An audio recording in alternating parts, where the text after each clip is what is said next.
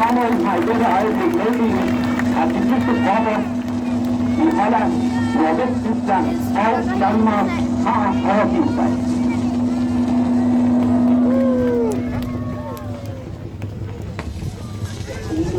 Bankan, Dagmar, Arnold, Bøge, Fatima, Sally, Christian, Jan, Samuel, Ellie, Dora, Tine, Edmund og Axel. Det var en særmelding. Vi gentager. De allieredes øverste hovedkvarter meddeler. Alle de tyske styrker i Nordvesttyskland, Holland og Danmark har overgivet sig til feltmarskal Montgomery. Overgivelsen bliver effektiv kl. 8 engelsk sommertid i morgen. Kl. 8 engelsk sommertid, altså det samme som dansk tid. Overgivelsen dækker også Helgoland og de frisiske øer, men som sagt før ikke Norge. De eneste tyske styrker, som stadig befinder sig i kamp, er de styrker, der nu står i Tjekkoslovakiet og i Norge.